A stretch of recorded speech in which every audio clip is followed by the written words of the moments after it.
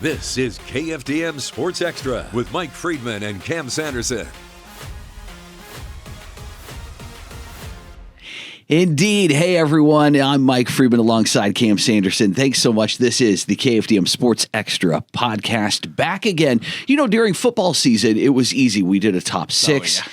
We talked about upcoming games and rivalries and matchups, things like that. Now that the high school football season has ended, we're not here as often, but we want to keep the podcast going. So the KFDM Sports Extra podcast, you can watch us, and we appreciate it if you are right now. News on KFDM on YouTube as well. We're also on anywhere you can get your podcast. If you just want to listen, we are now Apple and Spotify and things like that. So you can listen to this anywhere you want. So we appreciate that as well. We're here and we've got a special guest coming in today. We're going to talk a little high school football and everything athletics with Beaumont United. Beaumont United head coach Drenard Williams here with us now. Coach, appreciate your time coming in. And let me start off. My first question to you, Coach, is first year, most successful year in Beaumont United football history. Yeah, I tell you. Guys, thanks for having me. Yeah, first and foremost. Sure. I'm extremely excited to be here and, get to be a part of this awesome podcast that you guys have set out this year, man. I'm a big fan of it as well. But, yeah, what a great season we just had. Yeah. First winning season in BU history. Mm-hmm. And, being the first of its kind as you're going through the process, you don't really know the greatness that just happened until afterwards. And I think now, looking back after our award ceremony that we just had and getting to see all the guys again this past week, it finally hit me. I say, man, our guys definitely set the tone for the future of what's to come for BU next. Yeah. Yeah. Let me ask you, you didn't reinvent anything. You didn't rewrite anything. You didn't do anything. You just got the best out of the players that were there. Right. So for a guy to come in and just basically have a record-setting season, what did you bring to the table? What did you do differently that previous coaches didn't do? Well, the number one thing was knowing the culture of Beaumont, right? Mm-hmm. Being born and raised here, also growing up in the community in the Power Orchard and spending a lot of time in the North End and a few of my family members home, I know the community. And with the generation of kids these days, it's so many different distractions that's out there that keeps those guys focused sometimes on not important things, right? So the number one thing I knew I needed to do was come with a plan of sheer discipline and accountability. Mm-hmm. So from day one, after meeting the guys, I met with every player. I got a chance to get to know each and every one of them as an individual. And it's a process, too. You speaking with Coach Colbert and a few other coaches on the staff about all the kids. And it's just like an NFL draft room for me. Had all the kids' name on the top, on the overhead screen. Okay. And what I did was each player had a green or a yellow or a red attached to their name. Okay. Red was, we've been trying to work with him. He's not being a team player from the past. Interesting. He may be on his way out the program. Okay. Yellow, he's trying to figure out, he want to do the right thing. We need to invest more in the kid and get him to see that it's bigger than him. Mm-hmm. And then if you're in green status, that means you're 100% all in. So I knew what I had to do with I think we carried about 50-something players on the previous years. Okay. And I think we started this season with about 36 kids on varsity. Mm. So I initiated a boot camp within the first I remember that. month and a half of being there. And what the boot camp did, we called it the Find a Way Commitment Camp, which is something that we're going to do every spring. Because what that does for the people that wants to play football in the school, this is basically like if you're in college, this is your trial. This is your trial. Yeah. the old school way of just coming, knock on the door saying, hey, coach, I want to play football. Okay. Well, these dates are available, and it's when we start our Find a Way camp. And if you can commit, and you don't have to be the most athletic person, you don't have to be the tallest person, but if you give us sheer dedication and 100% commitment, we'll find a place for you on this football team. So we went through an extensive, I think, the goal was to be done in 4 weeks, and during that whole entire process, the community, the BU fans, Coach, are you doing spring ball? Coach, are you doing spring ball? I said, it's hard for me to do spring football until I see what type of players I have. Right. It was a fresh start for everybody, right? This is how I look at it. This is year one. And in year one, you got to start everything from the ground up. So that was the first test. And throughout that process, you started to see those guys that was labeled in green, yellow, red. Every day, the coaching staff and I met at the end of each practice to check attendance, to check did they give their best effort? Were they picking their teammates up? I mean, and it got real tough at times. Guys were throwing up because we had them after school. Dr. Jackson, we laugh a lot about it. And I said, Coach, it's hard for me to do a boot camp if I don't have all my players there. Some of the guys were still in basketball. Yeah, sure. Some were in baseball, so I had to work. When basketball, I said, well, I'm going to have to wait like in April when basketball season is completely done. And I had to meet with our baseball coach to at least see if I can get our baseball guys twice out of the 4 days. Just work with me, coach. It's conditioning, and it's going to help build the baseball program for you too, coach. Sure.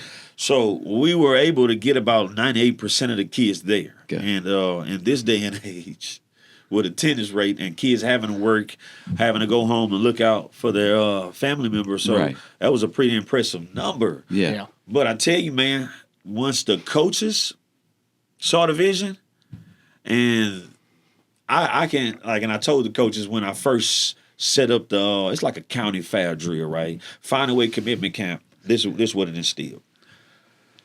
8 different stations, right? And in each station, the lines are split up.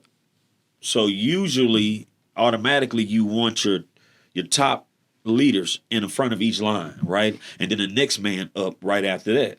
And then all the way until the newest person on the team. So what that does, let's say you got a line, 15 kids, each line. Well, it started from the strongest. And we ain't gonna call the kids weak or anything, but the kids that you got to push a little harder, right?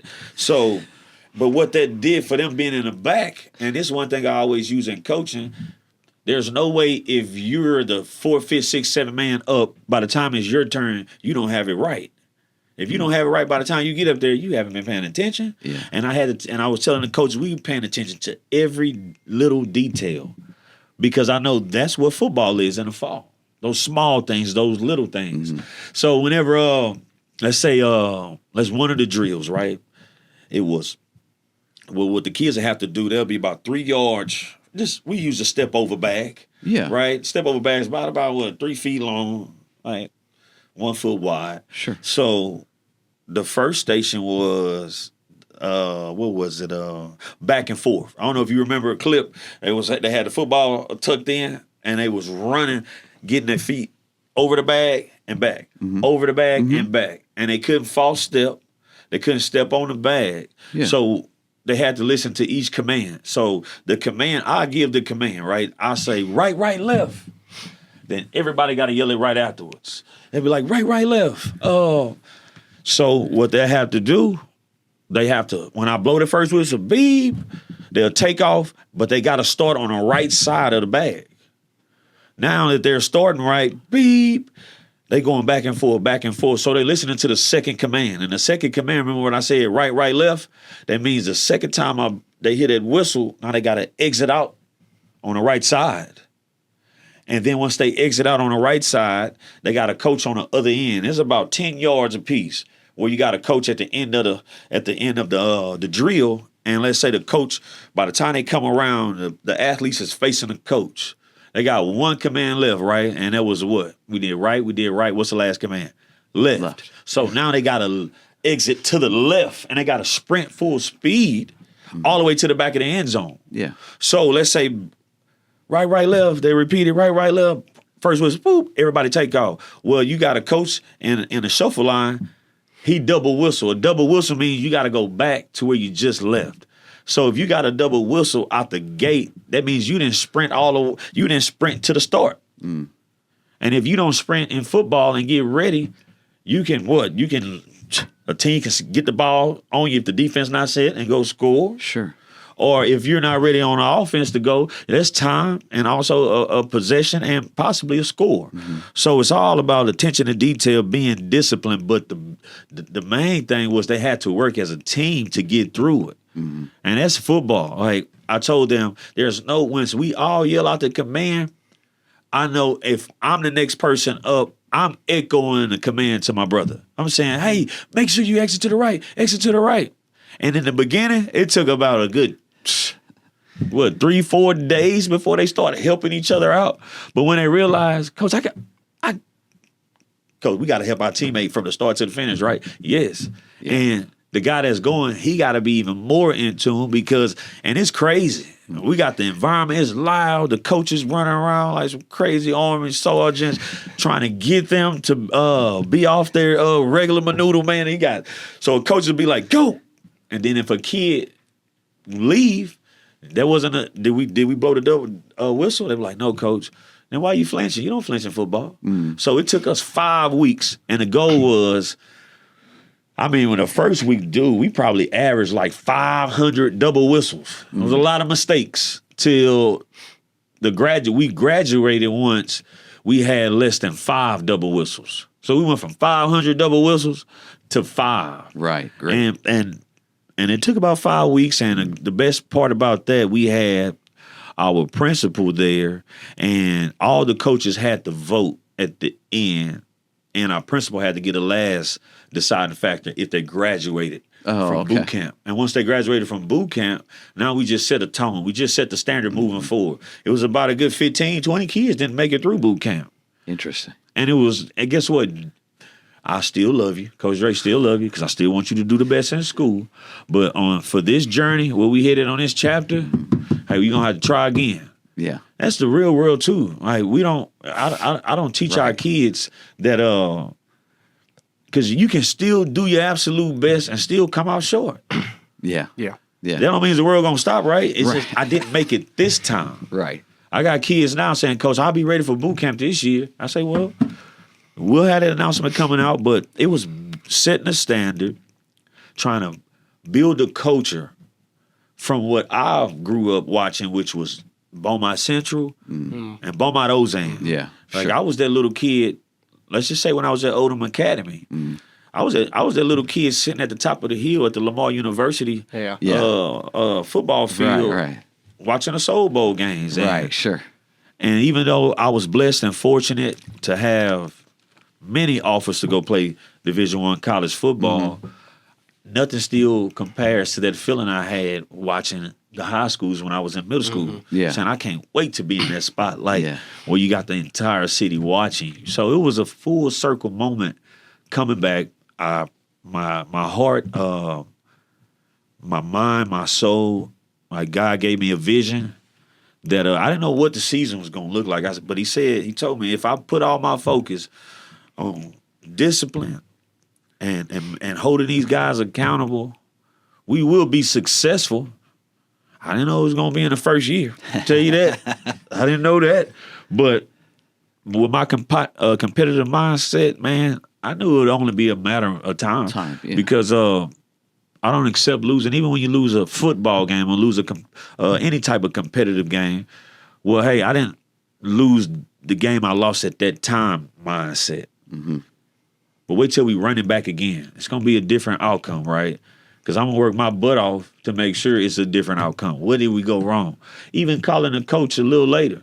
Like Coach, somebody who I have a ton of respect for in our district is Coach Morgan over there at Port Arthur. Yeah, sure. I mean, they beat the dog crap out of us. That was the worst whooping we had all season. But they had some fantastic football players in their program. Sure. But more so, I looked at him and where they went in the season as something that I want us to experience as a football program. So I had those conversations whenever I can with Coach Morgan about how his program became successful in that manner and how, when he first took over to where, I think that's the furthest Port Arthur ever went.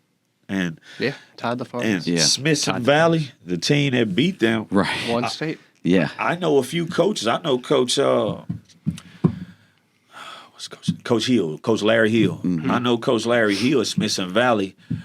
His son and I played together at Texas State. But when I started my coaching career I spent some time in San Antonio getting to know the San Antonio culture, and Coach Hill's well respected.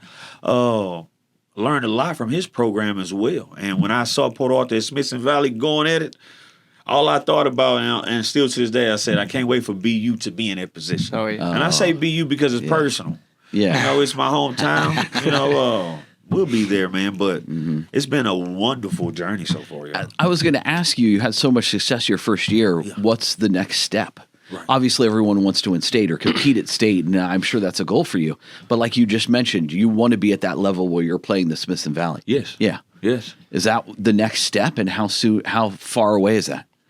Well, I'm really excited about who we have returning. Also, some guys that played on a JV level that could have easily played on a varsity level. Okay. But my philosophy is,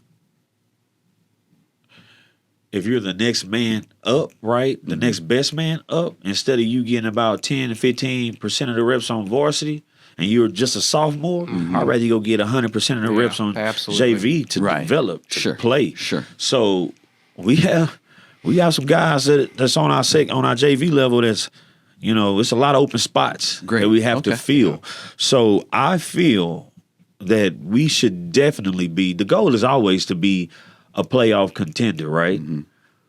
But also taking those steps because the goal for me, I don't ever want us just to be satisfied for playing for the fourth spot. I want us to play for the district championship. Exactly. Yeah. We want to chase district championships. We also want to chase playoff runs. Not just making it to the playoffs. Yeah. Want to make playoff runs. Yeah. And once you it's district championship, playoff run, then eventually making it to the semifinals and the finals at the end. So step by step, if we can, you never know. You can have a kid that come out and pass for 3,500 yards, 30 touchdowns, and have a magnificent season, and then drop the next season. Yeah. So we're building consistency first.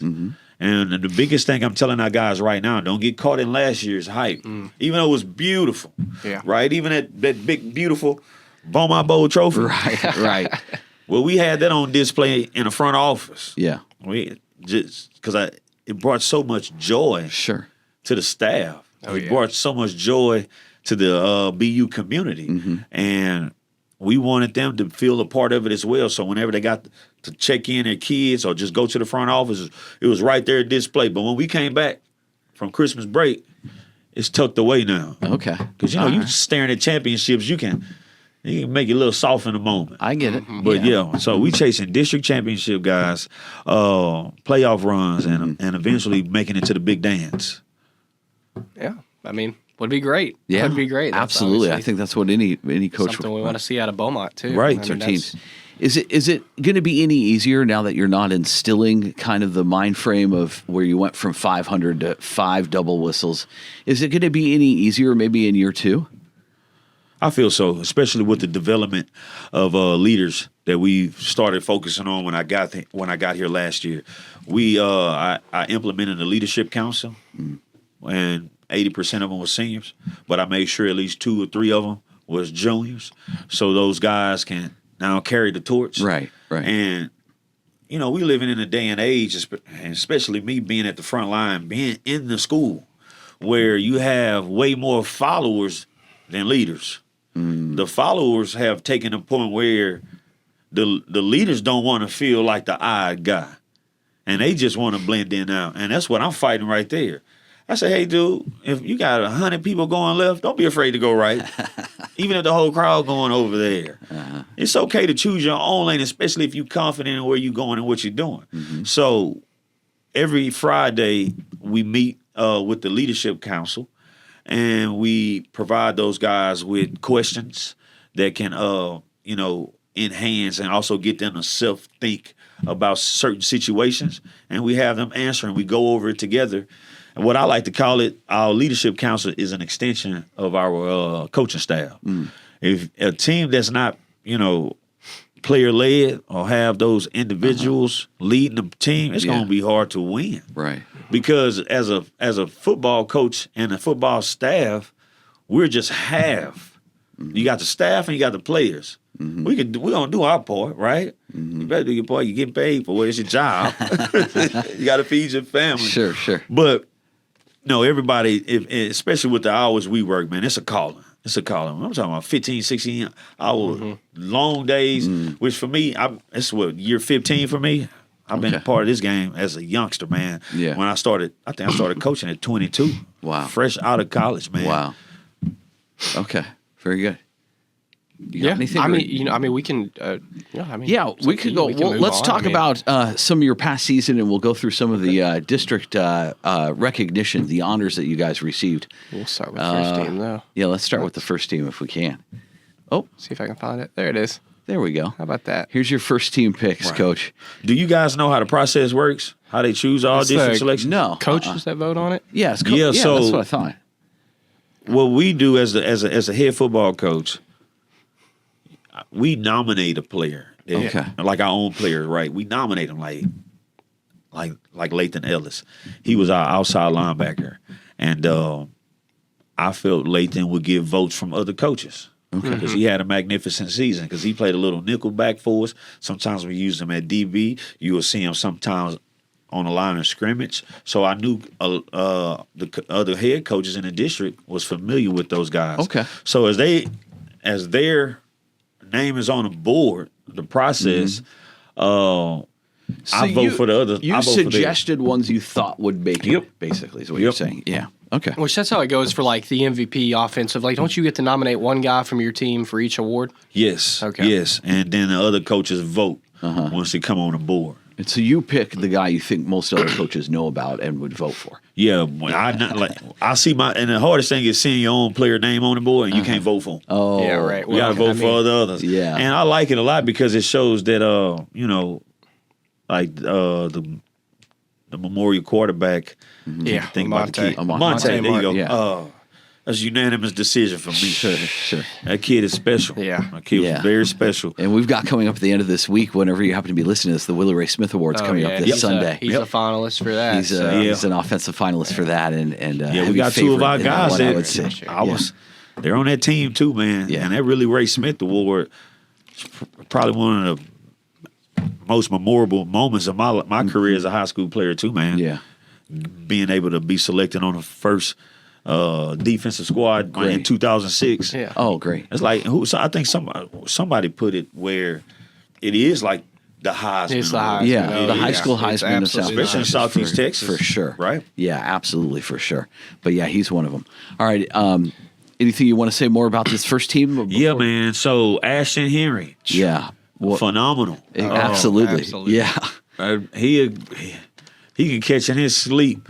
Yeah. He has a natural ability. And as Ashton go on to the next level, which he's going to East Texas Baptist University, I think Ashton will get better and better and better. Great. Because again, you in your hometown, the main thing you have is distractions, right? You have distractions everywhere, but once you be able to go to the next level and kind of fall in line with the college team and Cut the out college some of coach. those distractions. Yeah. So I'm excited for him.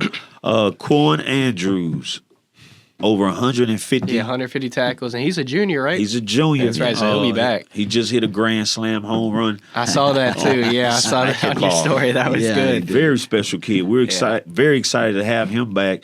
He's one of our leaders on the team, and also for sure on the defensive side of the ball. And a kid that's very solid, that's starting to get, in my opinion, he's a sleeper. But Colin Woolridge, I think in the first 3 or 4 games had like 6 sacks. Wow. And he's getting, you see him now, he's sitting about 6'3", 230. Wow. And he has the versatility to play outside linebacker, defensive end, inside linebacker. Very special kid. And when all the coaches voted for him too, I wasn't surprised at all. Very good. All right. You know, I think I was trying to confirm it.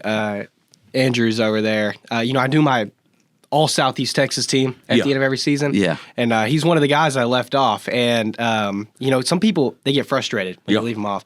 He texted me, and it's my favorite text when I leave somebody off is, hey, here's my name. Here's my stats. Yep. You remember me for next season. Yeah. And I've had guys do that, and then that next season they prove me wrong, and I haven't been vocal about that team. Right. But I love when those guys prove me wrong. If I leave you off, I put you on second team when you feel like you're first, and that next season you come back and you show me, oh, you shouldn't have done that. Oh, that's because you make my job better. I get to cover you playing elite football. Anyone tuning in or listening now, prove Cam wrong. So Please if you're the prove me student wrong. athletes Please, that got left out. And yes. if you don't think Cam spends hours on those teams, it's his picks, it's what he wants, but he studies the stats. they do. He spends days and hours. There was a lot of spends a lot of effort on a little that, guys. dispute about how much work I'm really putting in. he puts I a lot promise of you, work in there's that. a reason it came out in January and not immediately after the season. Yeah, he that spends was a a lot lot of of reading stats a lot of times. But he was one of the guys that reached out to me, and I'm excited to watch him next I thought year. you were about to say his mom, because Quan has a village. Oh, yeah? good.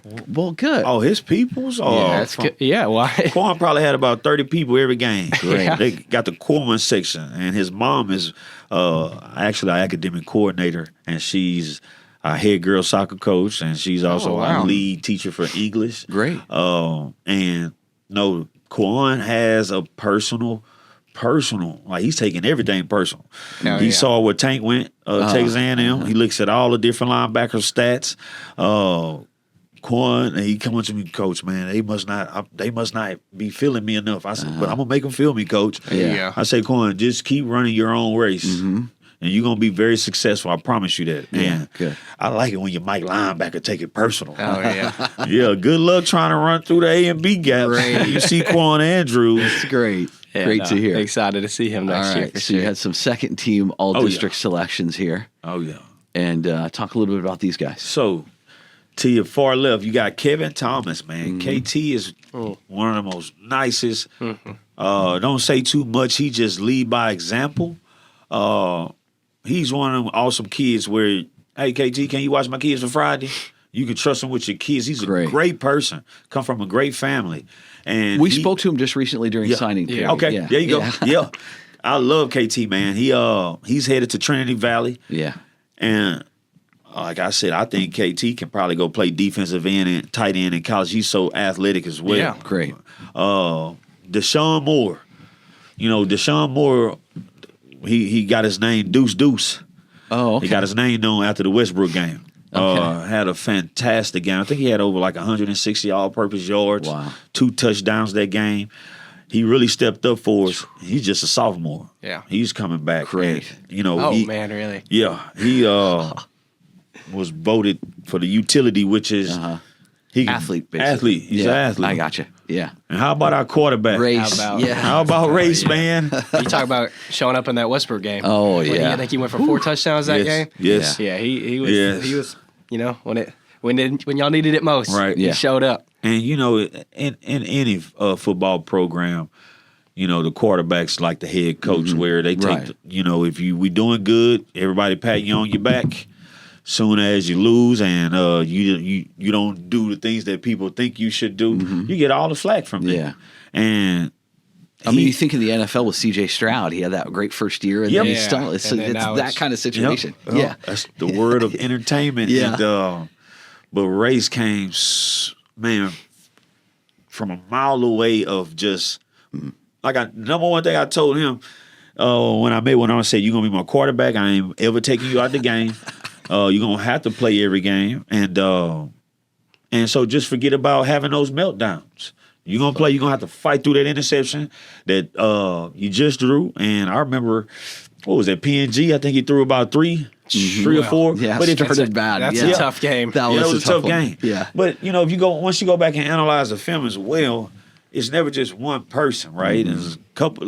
One of the times, our right guard took the wrong first step and it allowed the tackle to get there easy. So now he has to rush that throw. The D lineman and Yep. they got it, pick Yep. 6. And, and then one of those interceptions, I remember from that game, I think one of them was like tipped up by a receiver, and then some DB barely got his fingers on it. So, I mean, that's one of the defenses you don't want to play. No. That's such a good early season test for him. Yeah. Once again, Yes, it as was. the season It helped progressed. us. That helped us. Yeah. Sure. Every loss you learn so much from. Yeah. And one of the great things I loved about our football program this year, whenever we did lose a football game, we bounced back with a win the next week. So our kids didn't have to spend too much time having Their heads down. Oh, soaking man. in. You didn't lose 2 in a row. Yeah, they good. fought right back. Good. So I'm proud of Race. He's a super intelligent kid as well. Now this next guy, Chris Norman, I don't think he's a person ever that I met that loves football the way he does. Okay. And he's a student of the game. I mean, I think Chris' GPA is like a 3.9. He can get in. I think he got accepted into like over 30 academic institutions. Wow, that's great. A couple Ivy Leagues, and all he wanted to do is continue playing football. So he knew the game. Like he was our best reader at linebacker. Like he's on side of corner. Hey, that guard pull right there. Don't forget you got to get skinny and wrong going, and you shit on film.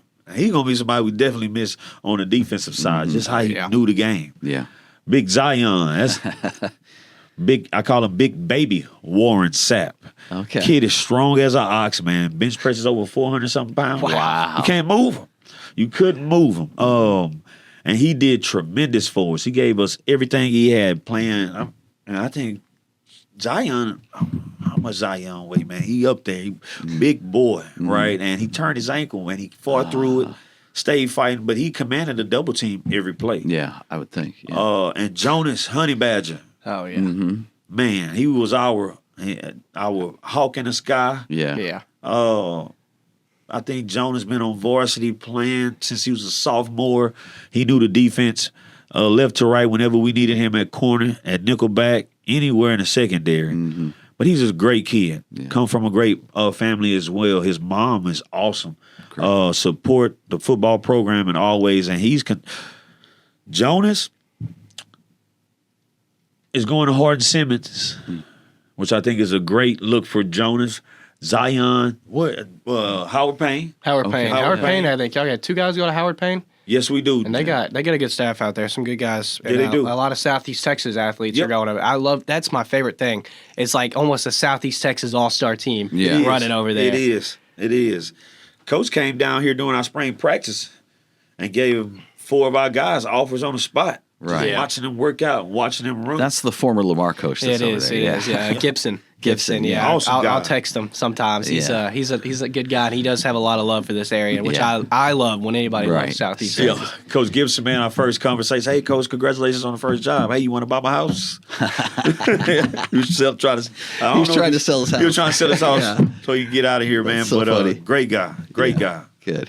Good deal. So we can move on to your honorable mention. I know that Jonas Badger, he's going to be a tough loss for you guys. Yeah, he's a talent. His mom had reached out to me, or grandma, I can't remember who it was, about him not making the team too. And I love it. You guys do have a really good community around you, and that's one of the things I care so deeply about. The city of Beaumont, and I didn't grow up in Beaumont. I graduated from P&G, but like just being in this job now, like I've gained so much love for Beaumont because I see how much love the people in Beaumont love their city, and so it makes I start to care about it a lot. I'll tell you something funny.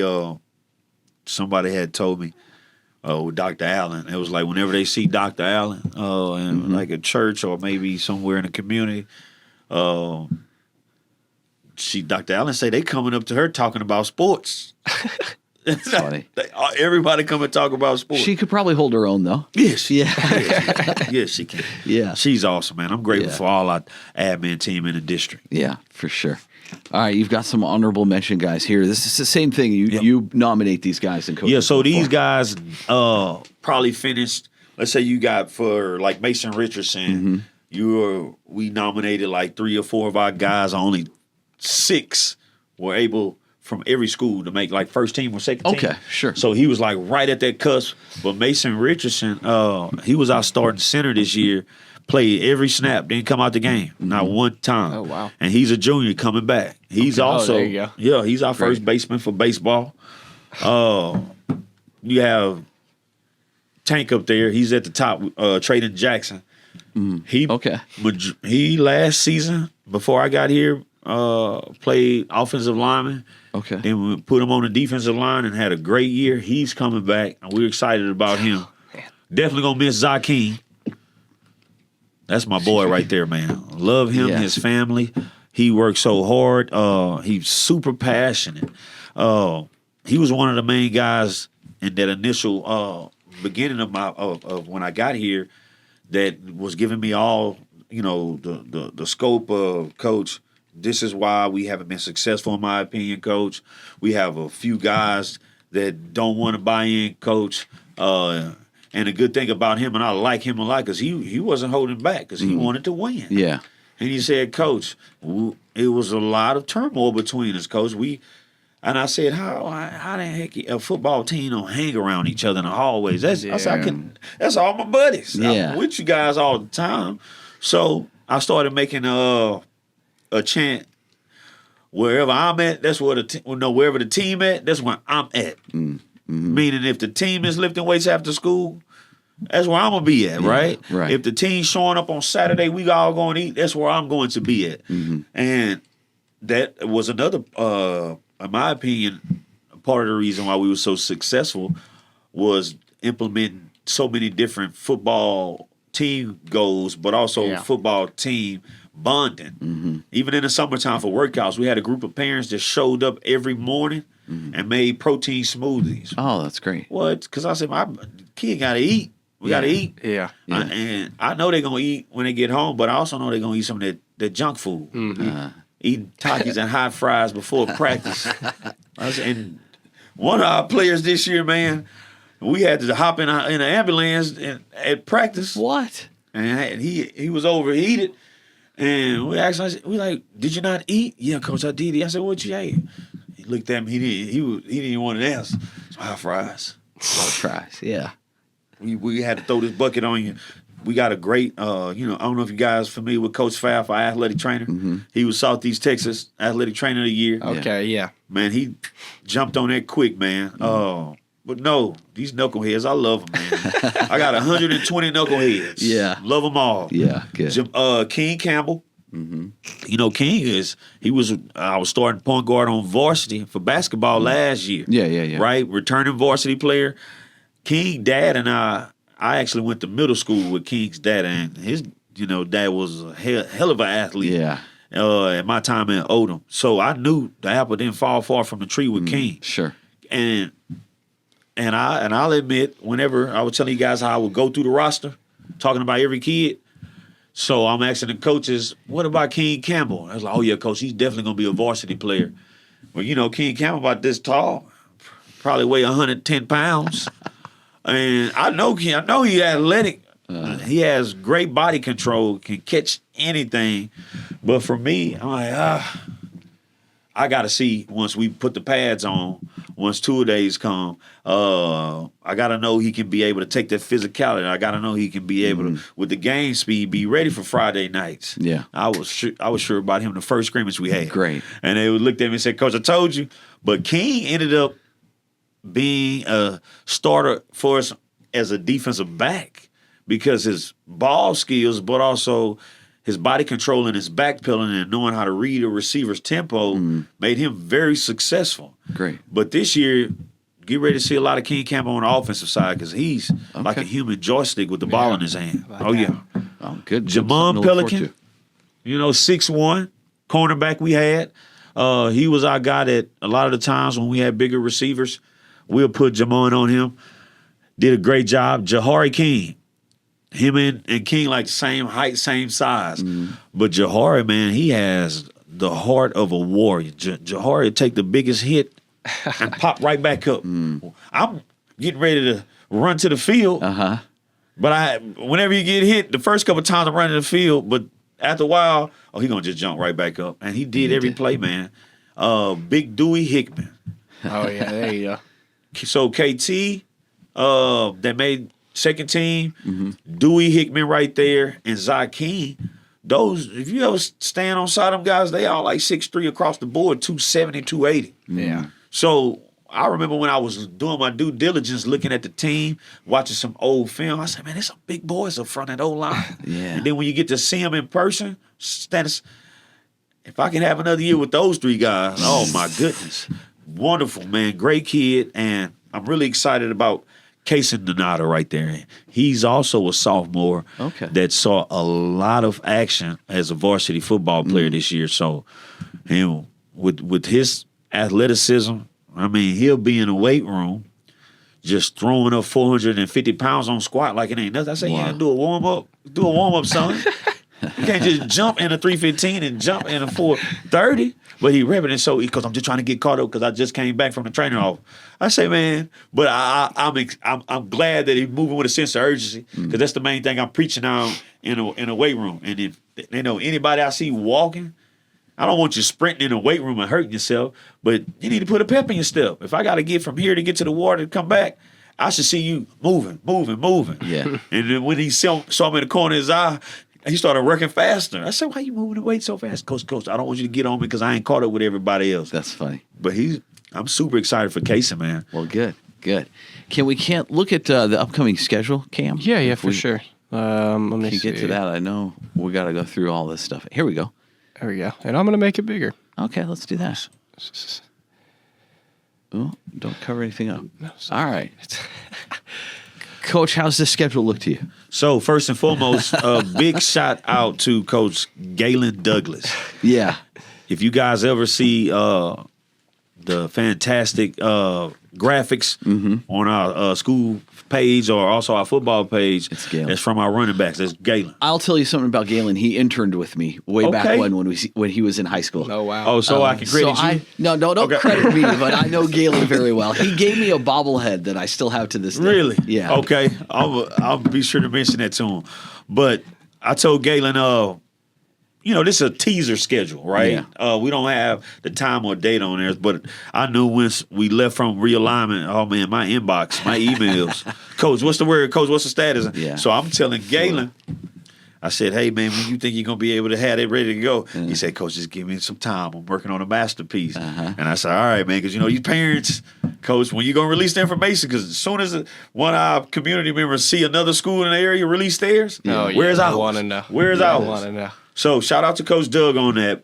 But I love I can point here. I love the mascots. So all down the everybody to get starting in order, right? With Lumberton, right there. I was part of that problem too. Honestly, texting coaches, "Hey, what's the schedule? What's this going to be?" I just want to know. Yeah, I just want to know. I don't need it right away, but now I'm curious. And there's some good matchups in there that I get excited about. One thing I noticed about y'all's schedule, district. You only got 2 non-district games this year. Right. And then you only buy a week and you jump right into district play. Right into it. No Barbers Hill this year, but outside of that, I think LaPorte's new to the district. I believe Goose Creek Memorial's new. They are. And New Caney is new. And then everybody else, you guys have been playing Lufkin, you've been playing Galveston Ball, you've been playing Port Arthur, and obviously you've played Westbrook. Just talk a little bit about, that district that you'll go into, because obviously you come in as a playoff team, but you want to win the district. Right. You don't want to be a 4th seed. No, we don't. We don't. The goal is definitely to win district. But I also have to look at the big picture. We had, I believe, 22 seniors that's graduating, and at least a good 9 of those guys were starters. Yeah. So it'll be like our secondary will be very young. Okay. Also, on our offensive line, replacing our 3 big guys. Yeah. But what I'm excited about is our quarterback and also the type of offense we're going into. I'm excited, man. Yeah. Especially with the skill set guys we have. Yeah, I'm excited. That's all I'm going to say. I can't give too much out right now, but we've been working. And I think that going against Lumberton our first week, you want to keep the some type of game in the area going, in my opinion, in the 4-9. Right? Yeah. where families don't have to travel that far. Sure. But I wanted to try, new teams that haven't been on the schedule in a while. I got a good relationship with the Lumberton football coaches. I coached in an all-star game with the offensive coordinator a few years back in San Antonio. Okay. I think what they have returning and with our guys being young, it'll be a great matchup. They got some big boys up front. They like to run the ball, and we got to do a better job at stopping the run. Yeah. So we want to be tested early. Pasadena Memorial there, that's a 6A program. Yeah. They have numbers. They have 5 football teams. Wow. They have numbers, and when you have numbers, you have some kids that you can possibly win some games with. 'Cause you got a lot of them. Sure. Then you step into New Caney, which we're starting to get a lot of. I should put down D&D guy, campus coordinator stuff. I'm telling you. Yeah, no kidding. But New Caney, to start the district off, be a good matchup, and it's hard to really try to scale a team based on what they were last year. Yeah. Right? Like once Especially in high school. Especially in high school. You probably had kids leaving, some kids that you hope had a good off season and didn't pan out. But to say the least, it's a very competitive district that we're still in. Yeah, still absolutely. I think, us, Westbrook and Port Arthur, we'll always be married at the hip. No, yeah. Right. We're so close in numbers and right there with each other. Right. Yeah, absolutely. And like you talked about players that you're going to have to replace and you're going to be young in this position. Every team on your schedule here is facing the same absolutely. thing. Yeah. All high schools face that. Yep. That's a good thing. Yeah. That's a good thing. You look at Port Arthur, that's a really good example. Monte Martin's gone, Alex Eugene's gone, Tank King's gone. Yeah, when you see programs that have 20-plus seniors leaving, that's what I look at. Who's returning? Yeah.